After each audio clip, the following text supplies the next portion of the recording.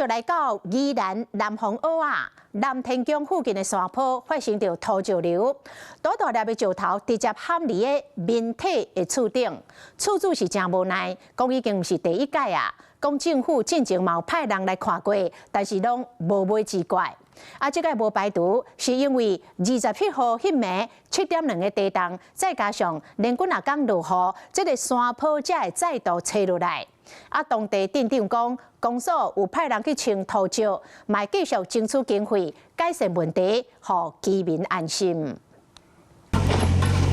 厝顶拢蹲石头，怪手开始准备买屋，转方向甲石头放入地下内，来回滚下界，甲崩落的石头清掉。抬头看，大面积的土石崩落，就连树仔的滚拢互冲掉。后山的土石流爆发，场面是真惊人。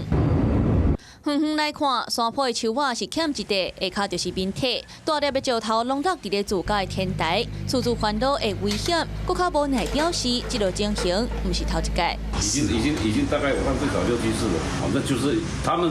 行政也有派人过来看，是啊，每次都说好，都说 OK 没有问题，那几百万而已，花一花弄一弄就好了，好，然后后来就钱就没有下来，就没有下文。土石崩落的地点就是宜兰南方澳的南天宫，嘛是出名的金妈祖庙附近。无排除因为27暗时规模7的大地震，加上连线路大雨的影响，来引发土石流，附近的住户拢心惊惊，就惊搁再崩落。有瘫痪过一次的话，它要稳固的话，至少要10年以上，大家都不敢去动它，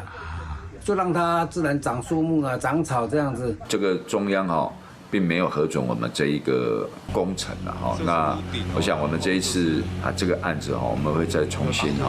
把它送到这个县府，由县府来送到中央，希望能够核准这个经费。镇长强调，接到通报了后，已经请公所派员勘查，嘛承诺会负责把厝顶的土石清掉。若居民是发声清理表面，只是地表，希望会当为根本来解决，落实居住安全。Hello， 我是庄慧琪。想要抢先掌握最及时的新闻资讯吗？赶快订阅、按赞、开启小铃铛，锁定华视新闻 YouTube 频道。